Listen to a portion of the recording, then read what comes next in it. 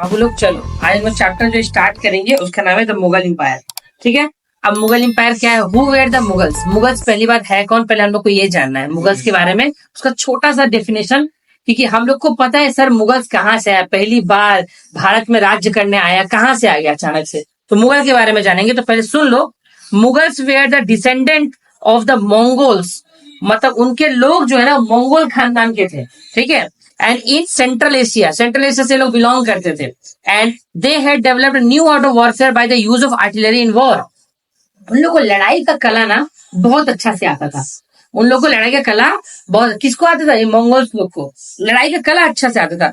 The Mughals had heard a lot about Indian huge wealth. और इन Mughals को ना हमारे इंडियन के वेल्थ के बारे में बहुत कुछ पता था कि भाई इंडिया में बहुत पैसा है, लूटेंगे जाके, लूटने के फेर में आए थे। ठीक है।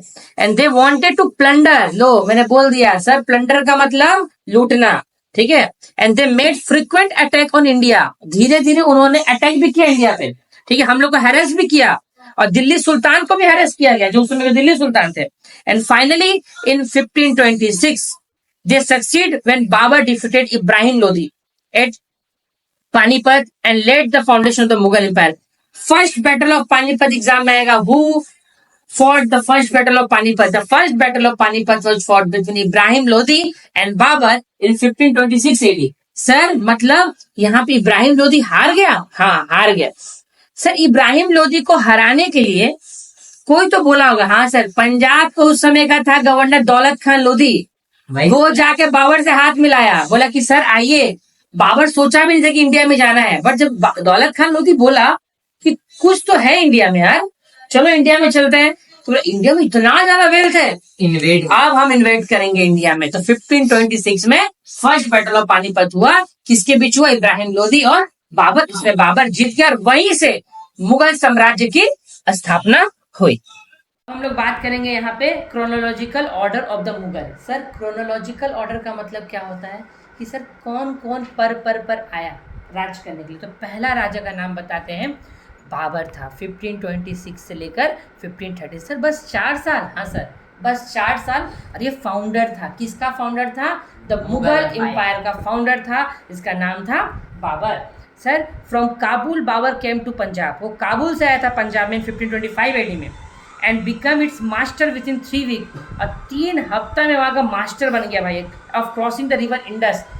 इंडस रिवर को क्रॉस करने का मास्टर बन गया 3 हफ्ता में। एक ही काम करते करते करते करते रिवर क्रॉस करते, फाइनली रिवर क्रॉस हो गया। अब next year he was able to defeat, next साल उन्होंने इब्राहिम लोधी को उसने हरा दिया था फर्स्ट बैटल ऑफ पानीपत में। और थर्ड से became the master of Delhi and Agra.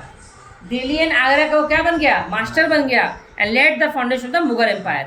Next year again, अब उसके अगले साल ना वो फिर हराया, किसको हराया देख लो भाई यहाँ पे आप लोग, ये बाबर, बाबर का नाम है, बर्थ नेम इसका देख लो जहीरुद्दीन मोहम्मद बाबर। ठीक है। फैमिली का नाम था Timur, title the empire of the Mughal empire, जन्म यहाँ पे लिखा हुआ है। सक्सीड कौन किया, इनके बाद कौन आया, इसके बाद आया हुमायूं। और बाद में 1526 में जो बड़ा बैटल लड़ाई किया था इब्राहिम लोधी का, बैटल ऑफ पानीपत। ठीक है। इसके बारे में कुछ और बता दें, वो कुछ राजपूत रूलर को भी हराया है। ठीक है। इसमें एक सबसे बड़ा नाम आता है राणा संघा एट मेवाड़ और at Khanwa. By 1530 Babur was able to extend his empire, 1530 तक। अंतिम दिन में ये क्या हुआ, मरने के कगार में आ गया। तब भी वो पंजाब दिल्ली आगरा सब अपने अंडर में कर लिया था। He died at the age of 48, 48 साल की एज में बंदा मर जाता है। अब बात करते हैं सर बाबर इतना जीतता क्यों था, इसका जीतने का इतना बड़ा रीजन क्यों है, ये बताइए मेरे को। Babur himself was an experience military commander, खुद एक बहुत बड़ा मिलिट्री कमांडर था। ठीक है। And he had an immense store of patience and self confidence. भाई जिसके अंदर सेल्फ कॉन्फिडेंस है ना वो दुनिया जीत जाएगा।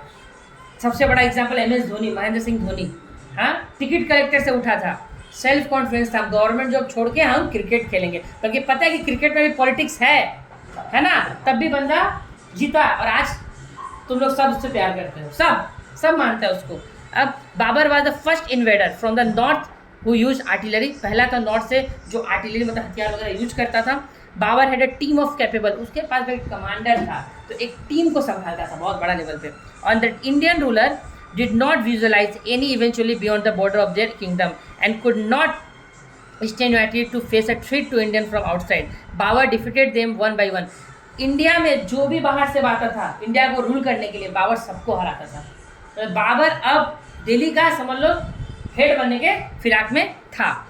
इतना ही हम लोग जाने बाबू। एक चीज और देख लो, बाबर के किताब था इसका ऑटोबायोग्राफी। पहले मैं डिफरेंस बता दूं, ऑटोबायोग्राफी में और बायोग्राफी में डिफरेंस क्या होता है।